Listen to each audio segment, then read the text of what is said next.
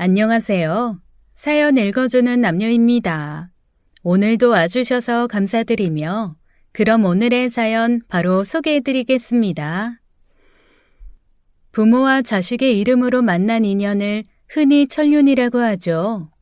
저는 뱃속으로 키운 자식이 없어 피로 나눈 인연이 무엇인지 잘 알지 못하지만 눈물을 나눈 자식이 있습니다. 그리고 눈물을 함께 나눈 자식이 피로 이어진 인연 못지않게 끈끈하고 질기다는 것을 잘 압니다. 안녕하세요. 저는 얼마 전 남편과의 이혼 소송을 끝내고 자유가 된 60세 여성입니다. 남편과 이혼을 한 것은 재혼하면서 생긴 딸들의 강한 요구였어요. 첫 번째 남편을 사고로 보내고 홀로 3년을 살다가 식당을 운영하는 친구의 소개로 같은 처지의 지금의 남편을 소개받았습니다. 남편은 친구 식당의 단골이었어요. 밥을 먹으러 와서 좋은 사람이 있으면 소개해달라는 남편 동료의 말에 바로 제가 생각났다며 연결을 시켜주었죠. 근처 산단의 대기업 산하기관에서 근무하던 남자는 그리 다정하진 않았지만 인물이 좋고 가정에 충실하면서도 성실한 남자였어요.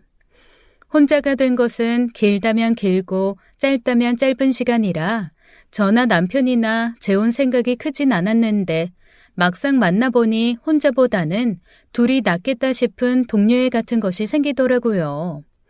친구는 연애나 하며 살라고 했지만 결정적으로 제가 재혼을 결심한 이유는 따로 있었습니다. 전 아내를 암으로 여인 남편에게는 딸이 둘이 있었는데 첫째가 13살, 둘째가 6살이었어요. 나이 터울이 있어 고작 13이었던 첫째가 둘째의 엄마 노릇을 자처하며 교대 근무를 하는 제 아빠를 대신해 이른 아침 동생을 챙겨 어린이집을 보내거나 집안일을 하면서 제 또래답지 않게 살고 있었습니다. 그게 어찌나 짠했던지 아내도 없이 딸 둘을 키우고 사는 남편보다는 첫째 아이에 대한 안쓰러움이 강해 결정한 재혼이었어요. 저는 전 남편 사이에서 아이가 생기지 않아 기다렸던 아기 천사를 만나지 못했습니다. 아이에 대한 욕심은 컸지만 이상하게 아이가 생기지 않았는데 남편과 결혼하면 딸이 둘이나 생긴다고 하니 제가 배 아파 낳은 아이가 아닌데도 마치 제 아이처럼 처음부터 그렇게 끌렸습니다. 하지만 제 마음과는 달리 첫 만남은 썩 좋지만은 않았어요. 세인이세나, 이리 와서 인사해라. 앞으로 아줌마랑 잘 지내야 돼.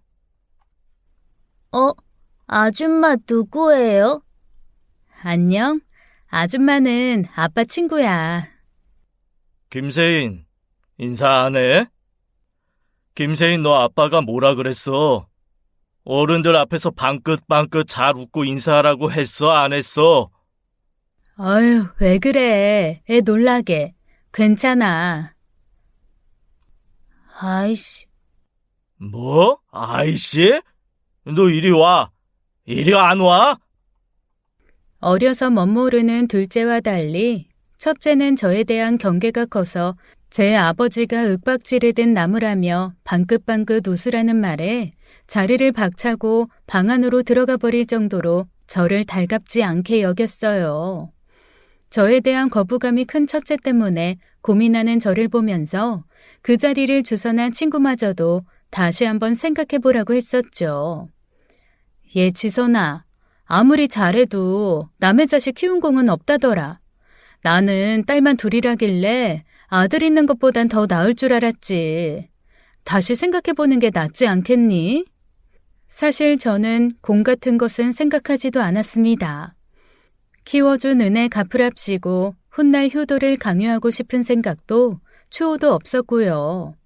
제가 고민하는 것은 아이들의 엄마가 되고 싶다는 제 욕심이 오히려 아이들에겐 큰 상처가 되지 않을까 하는 것이었습니다. 원하지도 않는 새엄마가 들어와 괜히 아이들을 혼란스럽게 하고 더 힘들게 하는 건 아닌가 하고요. 하지만 13세, 6밖에 안 되는 아이들에게 엄마는 꼭 필요하다는 생각이 들었고 너무 일찍 철이 들어버린 첫째를 제 나이 아이처럼 자라게 하고 싶다는 제 욕심이 이겼습니다. 처음 남편과 아이들이 살고 있던 집으로 들어가던 날이 기억나요. 20년이 넘었는데도 그날 첫째 아이가 했던 말은 제 마음속에 오래도록 아무리 용을 써도 빠지지 않는 가시처럼 남았었습니다. 호기심이 가득한 얼굴로 저를 졸졸 따라다니던 둘째와 달리 첫째는 아예 방에 틀어박혀서 나오지도 않았어요. 문을 쾅쾅 두드리며 윽박지르는 남편을 만류하며 집안 곳곳을 둘러보았어요. 집안에는 여전히 아이들 엄마의 흔적들이 곳곳에 남아 있었습니다. 냉장고에는 반듯한 어른의 글씨체로 적힌 동태탕과 코다리찜 레시피가 붙어 있었고 누렇게 변한 꽃무늬 식탁보와 의자 커버 등 집을 꾸민 소품에서 아이 엄마가 얼마나 살뜰하고 아기자기하게 살림했는지 엿볼 수 있었습니다. 그러나 그게 너무 오래된 것들이었고 오랫동안 제대로 관리가 되지 않은 티가 났어요. 그래서 아이들을 각각 어린이집과 학교에 보낸 후 저는 전에 없을 대청소를 했습니다.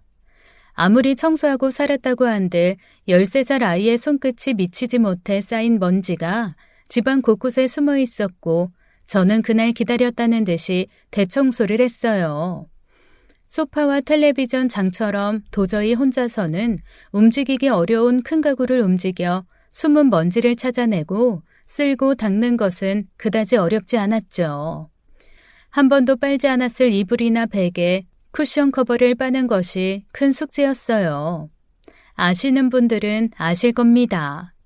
바닥이나 선반 위에 쌓인 먼지를 쓸고 닦는 거야 청소기로 금방 할 수 있지만 그런 패브릭 제품을 빼고 갈아 끼우는 것은 상당한 힘이 필요하다는 것을요.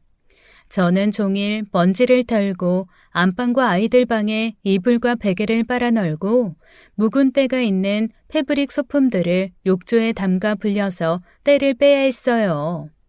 그리고 그날 전혀 예기치 못한 곳에서 사달이 난 겁니다. 학원 갔다 돌아와 제가 공을 들여 때를 빼고 곽는 집을 본 첫째가 말끔해진 집안을 보고 그야말로 대폭발을 해버린 거예요. 식탁보 어딨어요? 여기 있던 건요? 첫째는 누렇게 때가 탄 식탁보와 거실 테이블과 선반 위를 장식하던 뜨개 소품을 찾았습니다. 아이들 엄마가 뜨개에 취미가 있어서 곳곳에 뜨개 용품이나 작품들이 많았는데 누렇게 변색이 되거나 먼지가 쌓여 그대로 두기 어려웠어요. 그래서 죄다 욕조에 넣어 담가두고 때를 빼고 있었던 건데 아이는 그게 없어졌다고 생각해서 화가 났던 겁니다. 저에게는 그저 전 아내의 취향과 성향 정도를 파악하는 데 지나지 않았을 것들이 아이들에게는 엄마를 기억하게 하는 하나의 물건이 될 수 있다는 것을 제가 간과했던 것이죠. 왜 아줌마 마음대로 치워요? 그게 아니라 왜 아줌마 마음대로 우리 엄마 물건 치우냐고요? 아니, 치운 게 아니라 아줌마는 아줌마, 이 집에 들어왔다고 이게 다 아줌마 걸로 보여요? 다 주인 있어요. 저기 식탁보도 여기 의자 커버도 이불도 베개도 쿠션도 다 주인 있다고요. 왜 그걸 아줌마 마음대로 치워요? 짜증나게. 제가 뭐라 변명하기도 전에 첫째에게 저는 그저 엄마 물건을 없애버린 계모가 되어 있었습니다. 저는 그제야 큰 실수를 했다는 것을 깨닫고 사과하려 했지만 첫째는 울면서 집을 나가버렸어요. 제가 아이에게 박힌 돌을 빼내는 굴러들어온 돌인 것을 미처 자각하지 못해 벌어진 일이죠. 계모라는 자리는 생각보다 아이에게 세심한 배려가 필요한 자리였고 제가 남편의 아내뿐만이 아니라 아이들의 엄마가 되겠다는 다짐이 생각보다는 큰 욕심이었을지도 모른다는 생각이 들었습니다. 그렇게 아이가 나가버린 후 저는 패닉이 되어 남편에게 전화를 할 수밖에 없었어요. 첫째에 대해 하나도 모르는 저는 아이를 찾을 길이 없으니 그저 막막하기만 했고 남편이 성정에 불같이 화를 낼 것을 알면서도 남편에게 연락을 해야 했죠. 지금처럼 휴대전화라도 있었더라면 좋았을 텐데 첫째에게 바로 연락할 수단이 아무것도 없었을 때였어요. 뒤늦게 쫓아가서 놀이터며 학교 주변까지 샅샅이 찾으러 다녔지만 아이는 없었습니다. 퇴근하자마자 부랴부랴 달려온 남편은 머리끝까지 화가 나서는 아이를 찾으러 갔고 일단 집에 있으라는 남편의 말에 저는 둘째와 함께 집을 지키고 있었습니다. 겨우 초등학교 6학년밖에 되지 않은 아이가 저 때문에 집을 박차고 나갔다는 사실과 잘해보고자 한 마음이 되려 아이에게 상처가 되고 저에게도 힘에 부친 일이 되었다는 사실에 눈물이 나더군요. 그때 제 곁을 지켰던 둘째가 저에겐 큰 위로가 되었습니다. 엄마, 왜 울어요? 아니야. 아무것도 아니야. 첫째와 달리 둘째는 엄마라고 부르라는 아빠의 요구를 순순히 들을 만큼 순진한 어린아이였어요.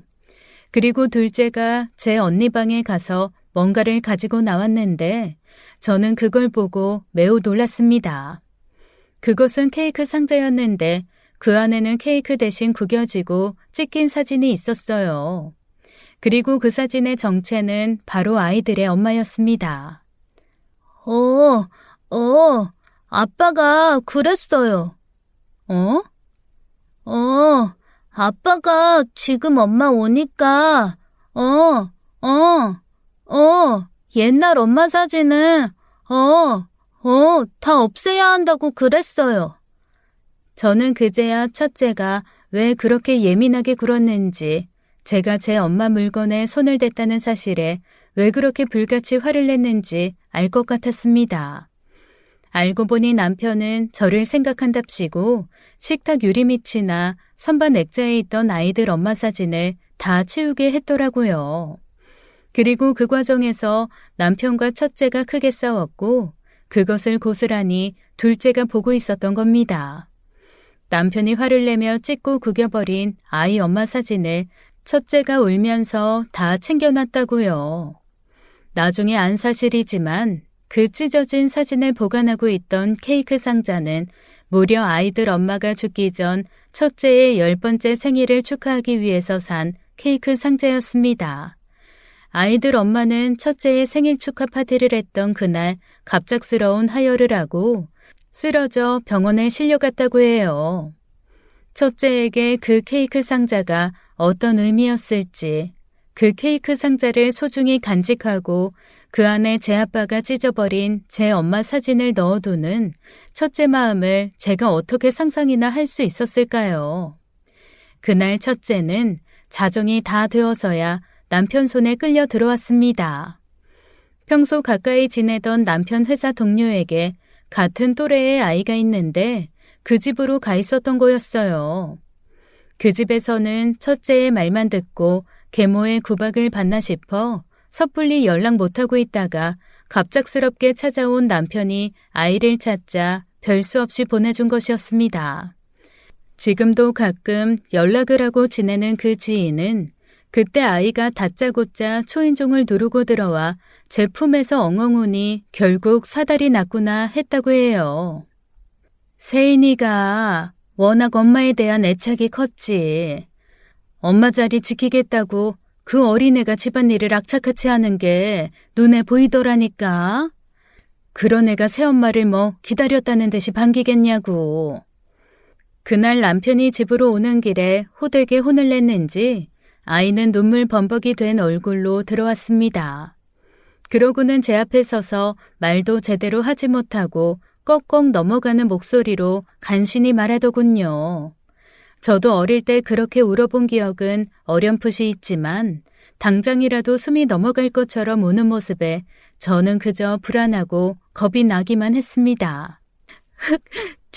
죄송합니다.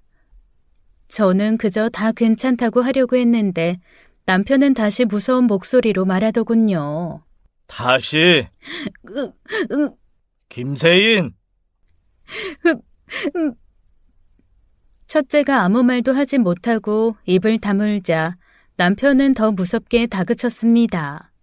다급한 마음에 남편의 팔을 붙잡아 만류했지만 소용없었어요. 김세인. 죄송합니다. 엄마. 첫째의 입에서 울음을 간신히 비집고 나온 그 엄마라는 소리가 어찌나 가슴이 아프던지요. 남편은 아이가 저를 엄마라고 하자 그제야 놓아주었고 얼굴을 씻게 한 후에야 방에 들여보내 주었습니다. 그날 저도 남편과 크게 싸웠어요. 나는 세인이 상황 충분히 이해해. 갑자기 낯선 아빠 친구가 새엄마라고 들어왔는데 고작 13살짜리가 어떻게 받아들이겠냐고. 다 당신 편해지라고 하는 거야. 저게 초장의 버릇을 잡아둬야 해. 안 그럼 당신 개무시할 거야. 쟤는 김수인 쟤가 얼마나 독하는지 당신은 몰라. 독해지겠지. 독해져야 했겠지. 제 엄마 아파 죽고 아빠란 사람은 종일 일하러 나가 자길 돌봐줄 사람도 새나 돌봐줄 사람도 당장 없는데 당신은 세인이가 짠하지도 않아? 내 딸이야. 짠한 건 짠한 거고 내가 어른으로서 아빠로서 편한 길을 알려주는 거야. 밥하고 빨래하고 자기가 하던 일 대신해 줄 사람인데 그게 무슨 버르장머리 없는 짓이야. 제발 부탁할게. 애들 문제는 나한테 맡겨줬으면 좋겠어. 난 괜찮으니까 함부로 애들 엄마 물건이나 사진 같은 것도 손대지 말아줘. 아이고 너는 알았어. 다 지 편하라고 하는 것을 모르고 왜 다들 이러는지 몰라. 남편은 어느 정도 수긍하기는 했지만 자신만의 확고한 기준이 있다 보니 그 뒤로도 아이의 태도를 걸고 문제 삼는 경우가 많았습니다. 다음 날 남편을 출근시키고 난 후 학교 가는 첫째를 붙잡고 말했어요. 저기 세인아. 첫째는 대답을 하지 않았지만 저는 제 진심을 전해야 했습니다. 아줌마가 잘못했어.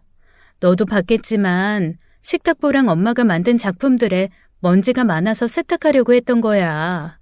앞으로도 엄마 물건에 함부로 손대는 일은 없을 거니까 너무 걱정하지 마. 그러고도 첫째는 아무 말도 없이 그저 묵묵히 듣고만 있었습니다. 그리고 엄마라고 하지 않아도 돼. 아빠 없을 때는 아줌마라고 해도 되니까 필요한 거 있으면 편하게 불러. 그 뒤로 첫째와 직접적으로 부딪히는 일은 없었습니다. 첫째는 아빠가 있을 때나 없을 때나 저를 찾는 일이 없었으니까요. 집에서는 엄마가 필요하지 않은 것처럼 굴었으니 딱히 제가 할 일도 없었습니다. 그러니 첫째의 마음을 열기까지 얼마나 많은 시간이 필요했을지 상상이 가시나요?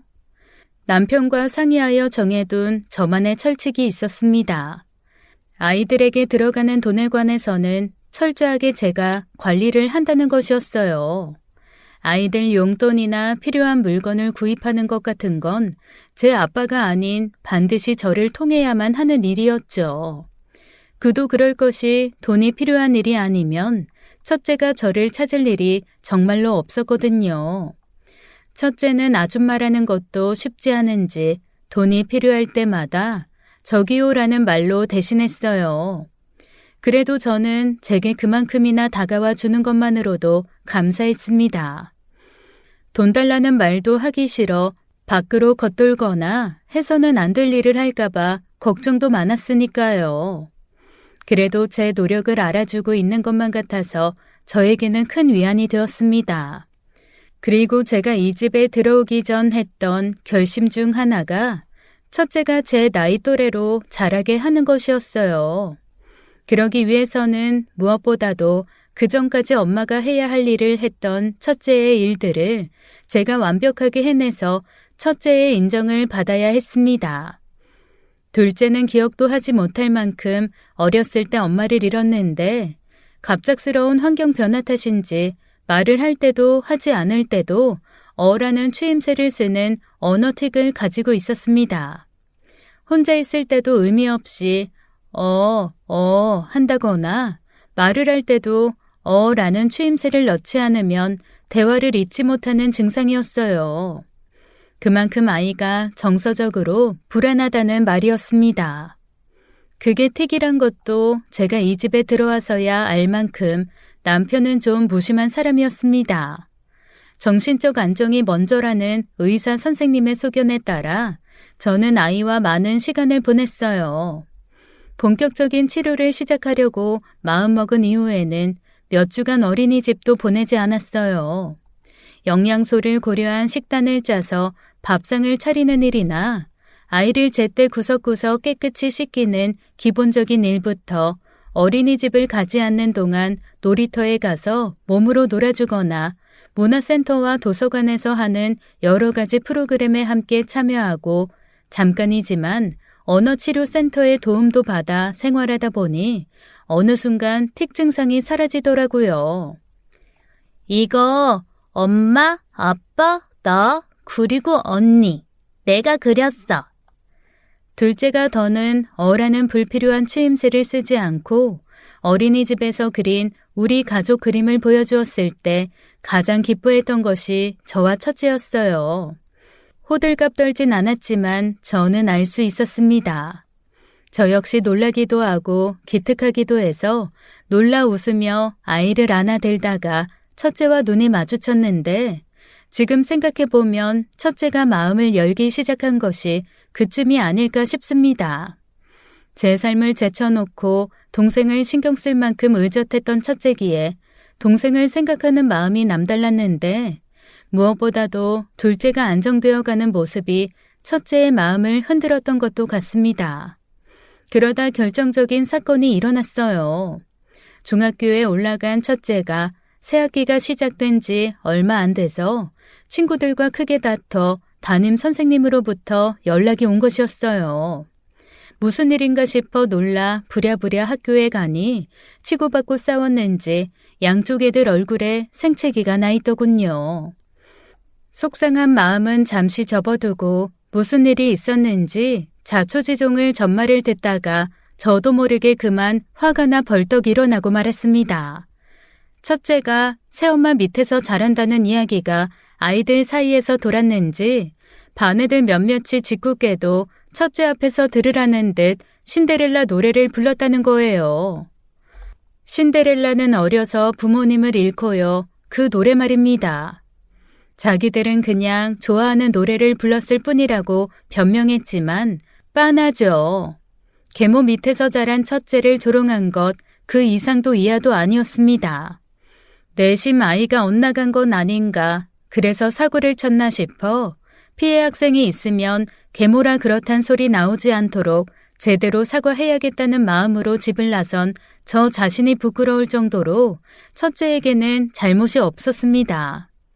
그럼에도 뭘 잘못한 사람처럼 주눅이 들어 고개를 쳐받고 있는 첫째를 보니 너무 가슴이 아프고 화가 나 참을 수가 없더군요. 그러니까 너희가 노래 부르면서 세인이 엄마가 계모라고 놀린 거구나. 네? 아니에요. 저희는 그냥 그 노래가 좋아서 부른 건데요. 너 거짓말 할래? 어른이 우스워? 빤히 보이는 거짓말하면서 친구 놀리면 좋니? 아, 진짜 아니라니까요. 왜 생사람 잡고 그래요? 저기요, 우리 애가 아니라잖아요. 왜 애를 다그쳐요? 잘 알지도 못하면서. 저기요, 그쪽도 알잖아요. 부모면 애가 잘못한 게 보이면 바로 잡아 끌어줄 줄 알아야지.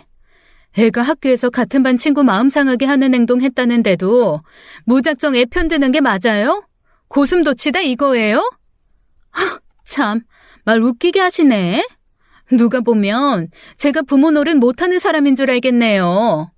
저기요, 듣자 하니 세인이 엄마 된 지 2년 차라면서요? 부모 노릇은 횟수로만 따져도 제가 더 잘 알아요. 어디서 가정교육 운운을 해요? 그러게 좀 그렇네요. 애들이 세인이 앞에서 뭐 눈치 보여서 노래나 편히 부르겠어요? 그렇게 어설프게 엄마 흉내내는 거 세인이한테도 별로 안 좋아요. 그러게요. 제가 엄마가 된 지 2년밖에 안 돼서 내가 과연 엄마 노릇을 잘하고 있는지 걱정도 됐는데 이제 잘 알겠네요. 제 배 아파서 자식 낳아 14년을 그딴 식으로 키우고 있는 댁들보다는 훨씬 잘하고 있다는 거요. 이봐요. 말이 좀 심하네. 내 말이 심해요? 댁들 자식이 내 자식한테 한 짓거리가 더 심해요. 알아요? 나중에 전말을 들은 친구가 그러더군요. 애엄마들을 상대로 그렇게 소리치고 싸웠다고? 진짜 너답지 않다. 너 엄마 다 됐다 얘. 갈등을 싫어해서 항상 더러운 똥은 피하는 게 상책이라고 생각하며 살았지만 아이들의 문제가 되니 더러운 똥이라도 밟아주고 싶은 생각이 들더라고요.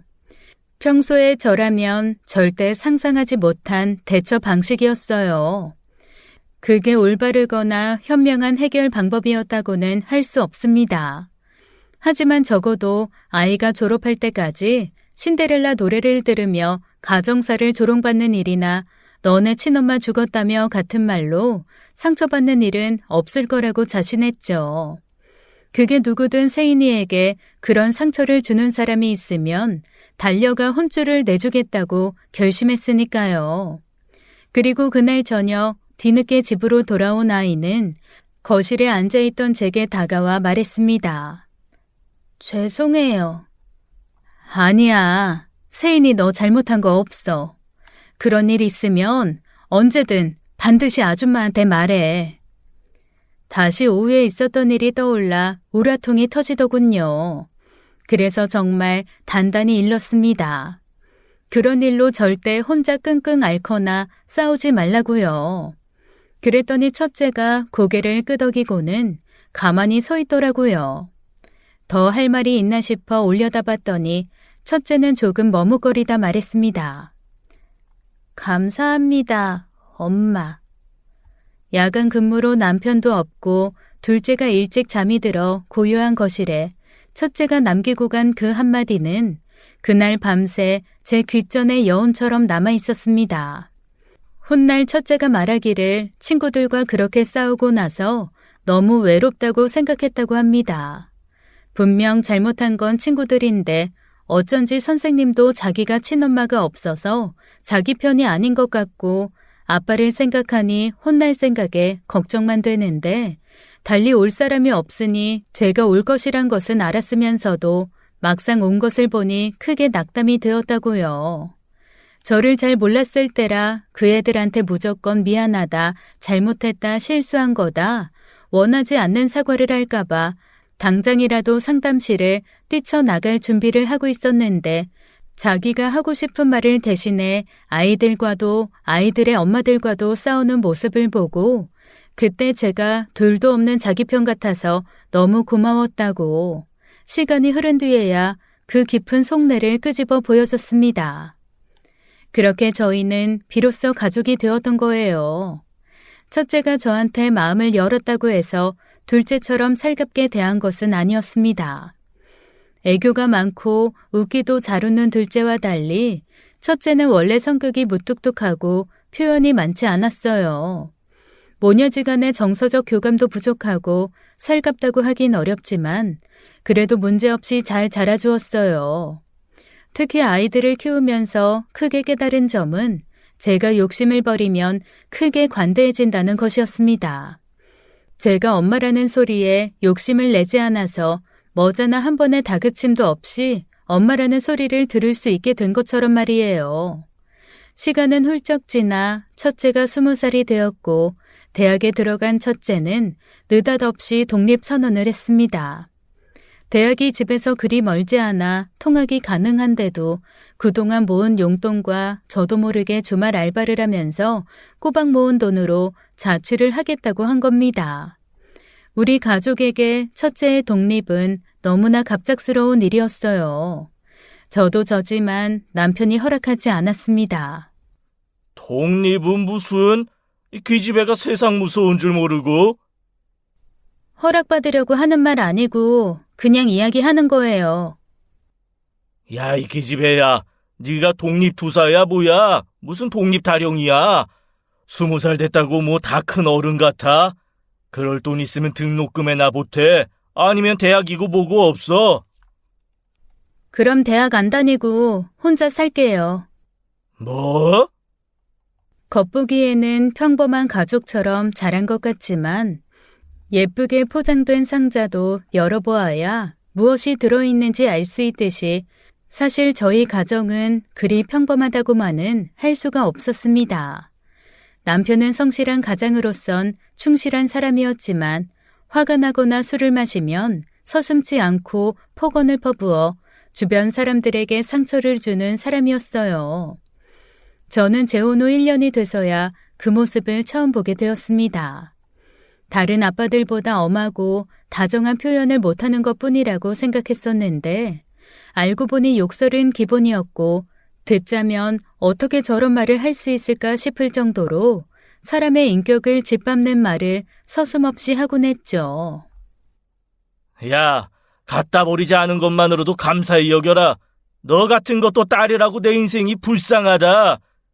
도대체 생각이 있는 거야, 없는 거야? 머리는 장식으로 달고 사냐? 그 머리로 무슨 공부를 하겠다고? 그럴 거면 하루빨리 공장이나 취직해서 살림이나 보태. 버러지가 뭔 줄 아냐? 다 너 같은 것을 두고 하는 말이야. 치애비는 밖에서 쇠가 빠지게 일을 하는데.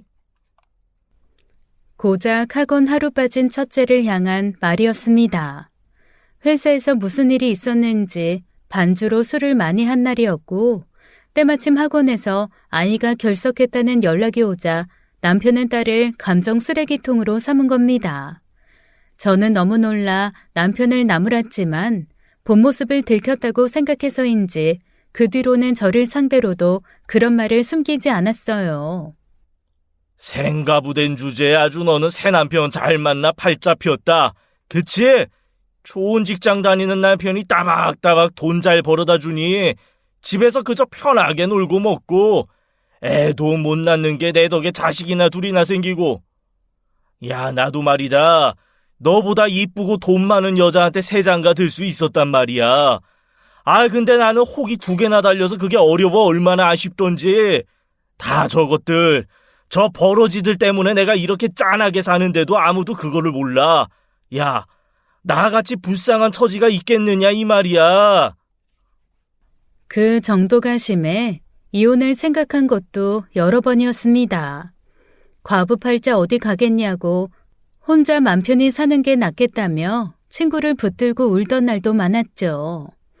하지만 그때마다 눈에 밟히는 것이 아이들이었습니다. 남편이 말 같지도 않은 이유로 아이들을 자신의 쓰레기통 취급을 하며 쓰레기 같은 말을 내뱉을 때 아이들은 아무 말도 못하고 불려나와 잠도 못 자고 가만히 땅만 바라보곤 했어요. 뭐라고 대들기라도 하면 그때는 정말 온 집안을 깨부수고 난리가 나니까요. 그런 순간마다 저는 나름 아이들에게 쓸모가 있었습니다. 남편의 화살을 저에게 돌릴 수 있었으니까요. 저라고 그 모진 소리를 가만히 듣고 있는 것이 쉬운 일은 아니었지만 애들이 그 소리를 듣고 있는 걸 보고 있는 것보다야 나았습니다. 애들을 데리고 나가버릴까 싶은 마음도 있었지만 경제적 능력이 발목을 잡았고 남편의 능력으로 만든 지붕 밖을 벗어나 살 용기도 없었습니다. 폭언과 드문 폭행만 견디면 평소엔 괜찮다고 자기 합리화하기도 했죠. 그런 성정의 남편이 20살이 되었다고 나가 살겠다는 첫째를 두고 가만히 있을 리가요. 야, 너 같은 걸 뭐라고 하는 줄 알아? 배응망덕이라고 한다. 어려서 치애비 돈으로 호의호식할 때는 그저 좋았지. 어디서 음흉하게 뒤로 돈을 모아서 할 말 못할 말 구분 못하고 따박따박. 그리고 기어이 첫째 머리를 툭툭 치며 손까지 대는 것이었습니다. 놀란 제가 남편 팔을 붙잡고 진정시키려고 하자 그 화살은 기다렸다는 듯이 저를 향해 날아들었습니다. 왜 애한테 손을 대? 그러지 말고. 왜? 좋아 죽겠냐? 어? 아주 남의 집 자식 키우느라 이골이 났는데 혹 하나가 저절로 떨어진다고 하니까 아주 좋아 죽지? 아주 이때다 싶어 덩실덩실 춤추고 싶어. 근질근질하지? 그런 말이 어딨어. 야, 네가 배 아파 낳은 딸이 나가 산다고 해도 그랬겠냐? 얼씨구나 하고 빨리 나갔으면 싶겠어? 이래서 네가 계모 소리 듣는 거야. 저는 너무 어처구니가 없어 입을 떡 벌리고 바보같이 쳐다보기만 했습니다. 그리고 그때 미처 붙잡기도 전에 첫째가 그 자리를 박차고 나가버린 것이었죠. 어떻게 그런 말을 해? 내가 세인이 세나를 무슨 마음으로 어떻게 키웠는데? 뭘 얼마나 정성 들여 키웠다고 이 야단이야? 오버하지 마. 내가 엄마 노릇을 잘했는지 못했는지는 애들이 판단할 일이야. 당신이 이렇다 저렇다 판단할 자격 없어. 내가 왜 자격이 없어? 내 자식을 생판남인 너한테 맡겼는데. 말 함부로 하지 마. 세인이 누가 뭐래도 내 자식이야. 내가 당신같이 자식을 혹처럼 생각하는 줄 알아? 그날 남편과 크게 싸웠고 첫째 등록금을 내주지 않겠다는 남편 몰래 저는 제 비상금으로 첫째 학비를 냈습니다. 더는 아빠 돈으로 호의호식하며 산 버러지 같은 소리는 듣고 싶지 않다는 첫째에게 오래전부터 내가 따로 모은 비상금이라고 설득을 했고 남편은 남편대로 자기 돈으로 비상금을 만들었다고 야단이었죠. 사실 그 돈은 전 남편 사망보험금으로 친정 어머니에게 맡겨둔 돈으로 정말 1원 한 장도 남편 돈이 아니었어요. 처음부터 제가 쓸 생각은 아니었고 재혼하게 되면 부모님이 아프거나 친정에 돈이 필요할 때 남편에게 도움을 받기 어려울 수도 있다고 생각해서 맡겨둔 돈이었습니다. 실제로 크게 필요한 일도 없어서 고스란히 묵히던 돈이었어요. 남편이 아이들에게 말로 상처를 주는 것을 보니 저도 차라리 아이가 따로 사는 편이 더 좋겠다는 생각이 들었습니다. 그렇게 첫째는 학교 근처에서 자취를 시작했고 명절이나 한 번씩 집을 찾았죠. 저는 부지런히 남편 몰래 밑반찬을 만들어 첫째에게 가져다 주었는데 첫째는 그때마다 반찬 감사하다고 제 계좌로 5만 원, 10만 원씩 붙여주는 것이었습니다. 저는 그게 영 달갑지 않았어요. 엄마와 딸 사이라고 하면 밑반찬 만들어 보내주는 재미가 있는 것인데 첫째는 너무 칼같이 굴었으니까요. 첫째가 집을 나간 것도 실은 제가 안식처가 되어주지 못함이 아닐까 하는 자책도 있었습니다. 그렇게 시간이 흘러 결혼을 한 첫째가 어느 날 제게 부탁이 있다고 연락을 해왔습니다. 부탁이라뇨. 첫째답지 않은 말에 긴장도 됐지만 제게 부탁을 하는 일이 없던 아이라 어느 한편으로는 기쁘기도 했습니다. 상현 씨가 발령이 나서 고민하다가 당분간 주말부부 하기로 해서요. 지금 회사가 조건이 좋아서 이직하는 건 좀 고민이 되고. 그렇지. 그 회사 들어갔을 때 네가 얼마나 좋아했어. 복지도 좋고 지금 사는 집이랑도 가까워서 좋다고 했잖아. 나중에 서인이 크면 보낼 어린이집도 딸려있다며. 그래서 말인데요.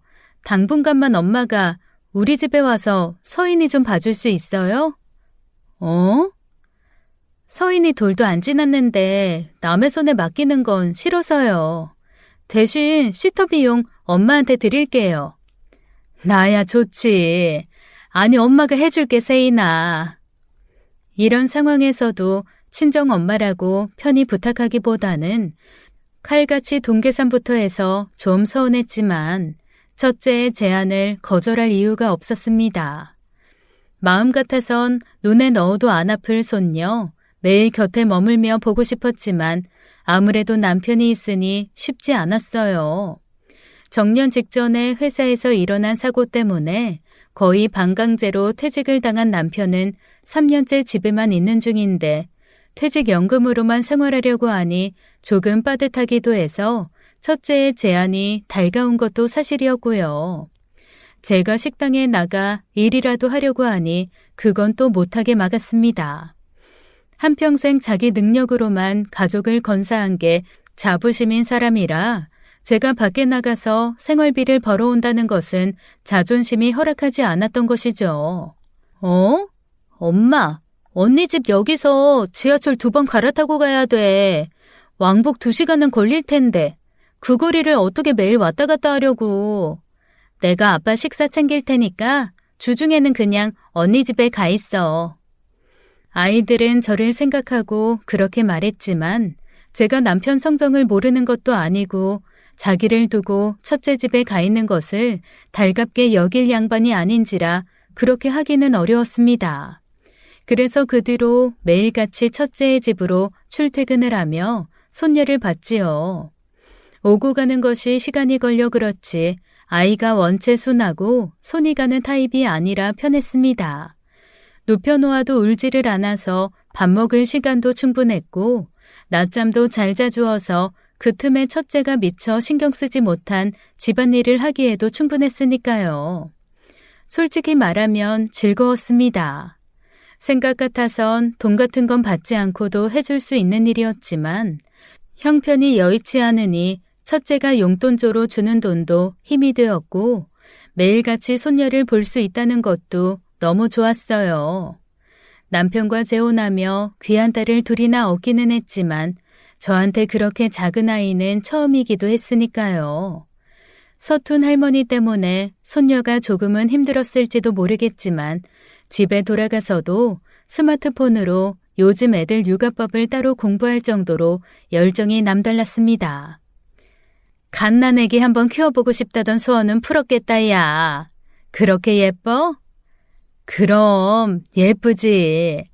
내 새끼가 낳은 애라서가 아니라 효녀야, 효녀. 제 엄마 아빠 고생할까봐 할머니 품에서도 엄마도 안 찾고 그저 빵긋빵긋. 나 요즘 너무 좋다. 정말. 그렇게 6개월이 문제없이 지나갔어요. 그러던 어느 날 지방에서 지내던 사위가 올라와 우리 부부를 초대했습니다. 둘째까지 모처럼 온 가족이 모인 자리였어요. 첫째가 독립한 이후로 남편과 사이는 좋지는 않았지만 첫째가 결혼하고 아이를 낳자 손녀는 예쁜지 남편도 많이 유해진 편이었습니다. 폭언은 여전했지만 감정 조절에 술이 쥐약인 것을 겨우 받아들이고 술을 줄이기도 했어요. 하지만 날이 날인 만큼 남편도 기분이 좋았는지 사위와 한 잔 두 잔 기울이더니 결국 그 술이 또 문제가 됐습니다. 장모님, 제가 염치가 없습니다. 우리 세인이도 잘 봐주시고 집안일도 거들어 주시는데 그에 비하면 너무 약소한 금액이라 늘 제가 면목이 없어요. 제가 더 노력하고 분발해서 나중에 두 분 꼭 크루즈 여행 시켜드리겠습니다. 사위도 약간 취해 평소답지 않은 어린 아들 같은 편한 얼굴로 하는 인사치레를 하더라고요. 취기를 빌려 하고 싶은 이야기였는지 그 마음만큼은 진심으로 느껴지더라고요.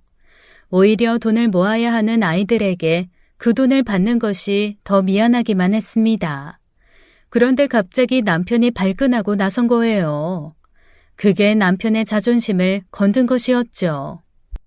야, 너는 네 친딸이어도 그 돈 받았겠냐? 뭐? 내내 마음에 걸려있던 말을 그렇게 이야기를 하니 저도 좀 분이 나더라고요. 뭐 때문에 돈을 받는 건데 하고요. 자리가 자리인 만큼 제가 참았으면 좋았을 텐데 그러질 못했습니다.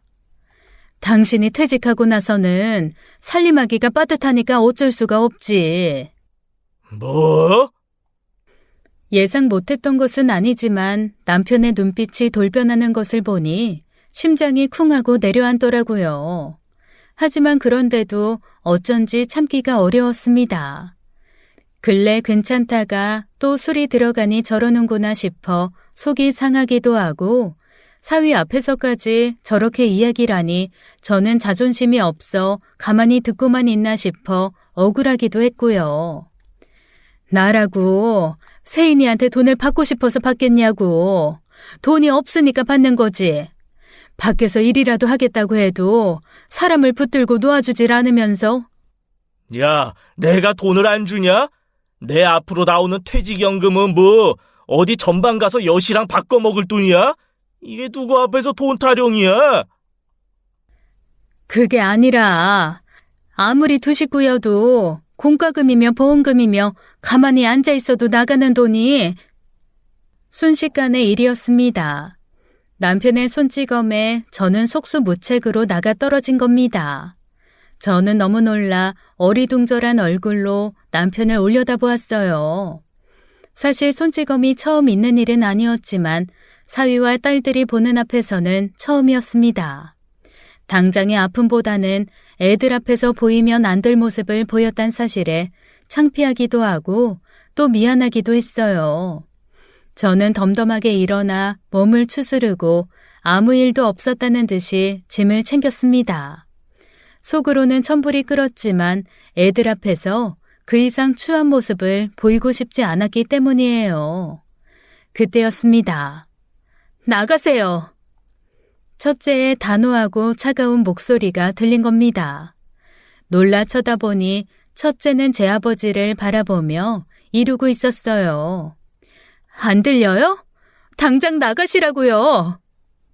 뭐? 너 지금 나한테 한 말이냐? 지금 여기서 나가야 될 사람이 아빠밖에 더 있어요?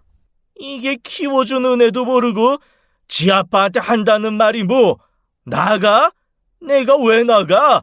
내가 뭘 잘못해서 나가야 한다는 말이야? 아주 지긋지긋해. 진절머리가 나서 죽겠다고요. 내가 그래서 집을 나온 거예요. 아빠 그 지긋지긋한 감정 쓰레기통 노릇하기 싫어서. 뭐 쓰레기통? 네가 언제 내 쓰레기통 노릇을 했단 말이야? 나만 했어요? 엄마도 했어요. 엄마가 왜 아파서 돌아가셨는데. 다 아빠 때문에. 아빠 그 말 같지도 않은 소리에 병에 걸린 거잖아요. 이 기집애가 뚫린 입이라고? 야, 네 엄마 아팠던 게 왜 내 탓이냐? 네 엄마 죽은 게 왜 내 탓이야? 분위기는 점점 거칠어졌고 남편은 당장이라도 제게 휘둘렀던 팔을 딸에게 던질 듯이 위협적으로 다가갔습니다. 사위는 남편을 붙들었고 저는 첫째를 붙들어야 했어요. 세인아, 진정해. 그만하자. 그리고 사위가 미처 말릴 틈도 없이 벗어난 남편의 손이 첫째 머리를 후려치더군요. 제 아빠한테 맞아 머리가 헝클어진 첫째 모습을 보니 저도 더는 참을 수가 없었습니다. 그 순간엔 정말 눈에 뵈는 것이 없었죠.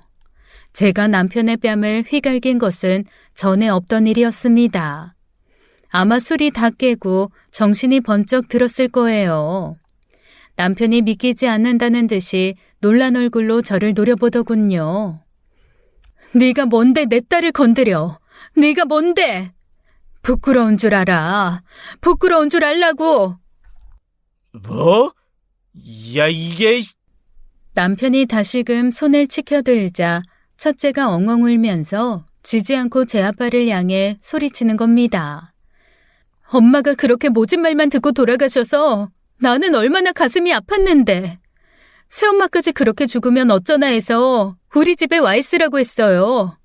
내가 엄마 마음 편히 있으라고 주는 돈인데 아빠가 뭔데 돈을 받니마니 엄마를 괴롭히냐고요. 뭐? 나도 엄마도 새나도 아빠 하나 때문에 집이라고 맘 편히 있지도 못하고 우리가 아빠 하나 때문에 얼마나 힘들었는지 알아요? 나 원참 기가 막혀서. 야, 이 새끼야. 너 나 아니었으면 그렇게 호의호식하면서 살았지. 대체 뭘 호의호식하면서 자랐는데. 키워주고 먹여주고 갖고 싶은 거 그 돈 누가 벌어다 준 건데? 아빠가 낳았으니까 당연히 해야지. 아빠가 낳아놨으니까 키워주고 먹여주고 해야지. 그게 그렇게 억울한 일이면 갖다 버리지 그랬어요. 너 입 안 다물어? 나 아플 때 밤새워 병간호 해주고 학교에서 뭔 일 났다 싶으면 불려가서 내 편 대주고 내가 말 같지도 않은 이유로 나를 낳아준 아빠한테 그 폭언 들을 때마다 내 마음 위로해준 거 다 엄마예요. 아빠가 해줘야 했던 거 죄다 나 낳지도 않은 엄마가 해준 거라고요. 그럼 적어도 엄마한테는 잘해야죠. 한평생을 아빠 때문에 남의 자식 키우면서 속 끓이고 살았는데. 나가요. 당장 이 집에서 나가라고요. 저와 함께 제 언니를 말리던 둘째까지 말없이 울기만 하고 사위도 제 장인을 말리기보다는 원망스레 쳐다보니 남편은 제가 있을 자리가 아니라고 생각했는지 자리를 박차고 나가버렸습니다. 첫째는 제 아빠가 나가버린 후 안방으로 들어가 방문을 닫아 걸고 들어갔고 그 뒤로 한참이나 첫째의 울음소리가 들렸습니다. 13살 제 아빠의 강요에 못 이겨 저에게 처음으로 엄마라고 했던 그날처럼 누가 들을세라 숨죽여 베개에 파묻어 서름을 감추던 첫째의 울음소리에 가슴이 미어질 것 같더군요. 여유 있는 경제적 지붕 아래에서 자라는 것이 아이를 위한 일이라고 생각했는데 제 아빠에 대한 원망이 그렇게 깊을 줄 알았더라면 저는 차라리 어떻게 해서든 아이를 데리고 나갔을 겁니다. 제가 더 용기를 내지 못하고 현명하게 대처하지 못했던 지난날을 생각하니 너무 속상하더라고요. 제 선택은 아이들을 위한 선택이 아니었던 겁니다. 무거운 공기가 내려앉은 거실에서 말없이 식탁을 치웠어요. 그야말로 한바탕 폭풍이 지나간 것 같더군요. 사위는 뒤늦게 제 장인을 따라 나갔다가 성과 없이 돌아왔고 둘째는 소동에게 울음바다가 된 손녀를 달랬죠.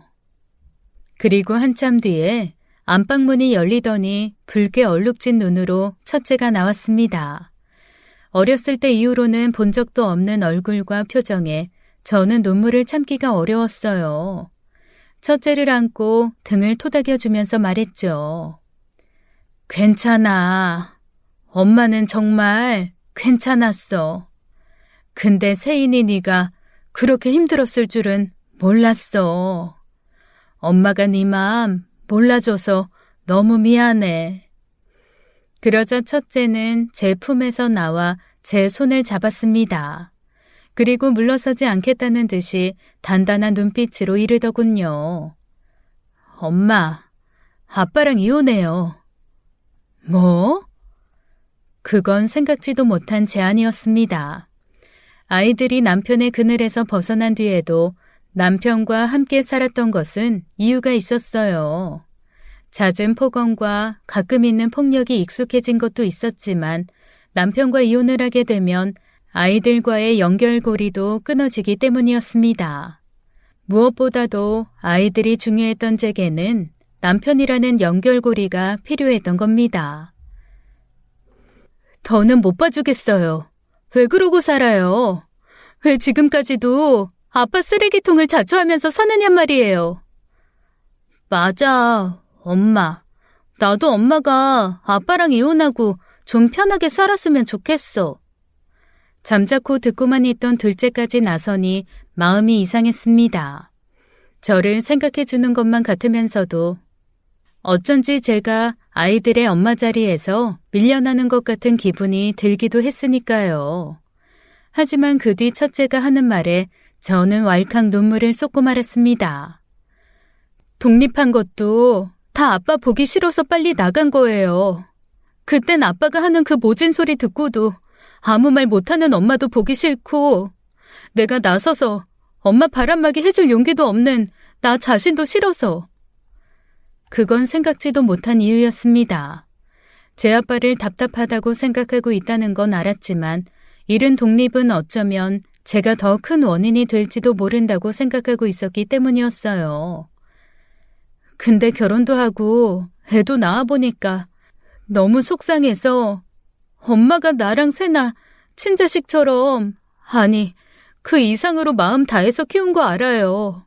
엄마가 계속 아빠 폭언 듣고도 그렇게 무력하게 참고만 사는 게 다 나랑 세나 탓인 것만 같아서 더는 두고 볼 수가 없어요. 아니야. 그런 거 아니야, 세인아. 아빠가 이혼해주지 않겠다고 하면 소송해요. 나랑 세나가 증언해 줄 테니까. 그리고 첫째가 방에서 가져와 내민 것은 오래된 노트 여러 권이었습니다.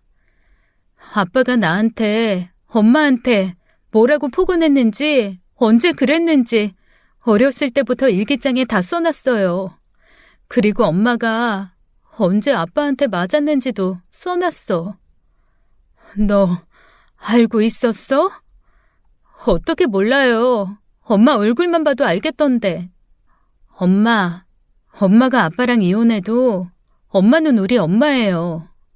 세인아, 엄마, 이제 내 엄마, 세나 엄마, 그리고 우리 딸 외할머니, 우리 남편 장모로만 살아요. 더 이상 우리 아빠 아내로 살지 마요. 제발. 그래도 계속 아빠랑 살겠다고 하면 난 엄마도 아빠도 안 볼 거야. 남편과 이혼을 해도 세인이 세나 엄마로 살 수 있다는데 제가 그 이상 고민할 이유가 있었을까요? 남편이 전혀 걸리지 않았다면 그건 거짓말입니다. 그래도 산 세월이 있으니 미운 정도 정이라고 홀로 남을 남편을 생각하니 잠깐 동정심도 들더라고요. 하지만 고맙게도 남편은 그 일말의 동정심도 다 사라지게 만드는데 특출한 재주를 부리더군요. 나도 더는 당신 그 쓰레기통 노릇 못하니까 그만해. 뭐, 이것들이 다 한 통속이 되어서 야, 넌 양심도 없냐? 길 가는 사람 다 붙잡고 물어봐. 양심 없는 사람이 누군지. 네가 나 없이도 잘 살 수 있을 것 같지? 이혼, 야, 어디 해보려면 해봐. 남편은 예상대로 순순히 이혼을 해주지 않았고 저는 딸들의 도움을 받아 소장을 접수했습니다. 이혼이란 것이 그렇게 생각보다 쉬운 건 아니더군요. 시간도 시간이지만 법원에서 그동안 남편이 저와 딸들을 상대로 했던 모진 과거를 죄다 들추어내야 하니 그건 또 그것대로 고역이었습니다. 힘들어하는 기색이 보일 때마다 첫째가 제 오른손을, 둘째가 제 왼손을 잡아주며 용기를 주더라고요. 그래서 끝까지 잘 버텨냈습니다. 이혼만 하면 된다고 바랄 것도 없다고 생각했는데 지속적인 폭언과 폭행의 증거, 딸들의 증언 덕에 제게 유리한 소송이 되어서 위자료도 꽤 두둑히 받아냈습니다. 저는 지금 첫째의 집에서 살고 있어요. 첫째는 아이를 어린이집에 보내고 저에게 좀 더 여유 시간을 주고자 했지만 제가 한사코 아이를 보겠다고 자초했습니다. 아직은 힘에 부치는 일도 아니고 무엇보다도 제가 첫째를 위해서 할 수 있는 일이니까요. 둘째는 얼마간 제 아빠와 살다 결국 독립했습니다. 그래도 첫째보다는 사이가 나아서 둘째는 제 아빠에 대한 연민도 있었어요. 하지만 이제 그 화살이 둘째에게만 향하니 결국 둘째도 못 버티고 나오더군요. 전 남편에게선 지금도 가끔 연락이 옵니다. 잘못했다 혹은 네가 뭘 잘했다고 나갔냐. 그동안 내 집에서 쓴 돈은 다 뱉어내라.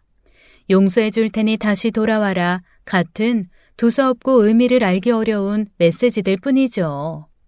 애들은 저를 생각해 준답시고 제 아빠 이야기를 꺼내지 않는데 지인으로부터 건너들은 소식에 의하면 그야말로 호라비 냄새가 폴폴 나는 영감으로 산다고 하더라고요. 얼마 안 되는 퇴직연금은 죄다 술 마시는 데 쓰고 지인마다 붙잡고 취한 목소리로 하소연을 한 통에 결국 지독한 성격 때문에 마누라 자식이 도망가 혼자 사는 양반이라고 소문이 났고요. 말년에 곁에 자식도 마누라도 없이 쓸쓸하고 불행하게 산다. 그런 소리를 들으면 조금은 연민이 생길 줄 알았는데 속이 다 시원하기만 합니다. 어떻게 보면 아이들과 인연이 된 건 남편이었지만 그 모진 시간들이 그렇게 원망스럽지만은 않습니다. 이 귀한 아이들을 얻기 위한 과정이었다고 생각하면 다 견딜 수 있는 시간이었어요. 첫째와 눈물을 닦던 손을 맞잡았던 그날 저희는 진짜 모녀가 되었다고 생각합니다. 피는 물보다 진하다지만 진짜 피로 엮인 가족만큼이나 눈물을 나눈 아이들은 제게 둘도 없는 소중한 인연이죠. 남편이라는 연결고리가 사라지면 더는 가족이라고 불릴 수 없게 될 것만 같았는데 오히려 남편이 사라진 이후로 저희는 진정한 가족이 된 것만 같습니다. 누구도 제게 아이들의 계모라고 하지 못하고 검은머리 짐승이라는 말도 하지 못해요. 다음 주엔 오랜만에 애들과 함께 애들 엄마의 납골당에 가려고 합니다.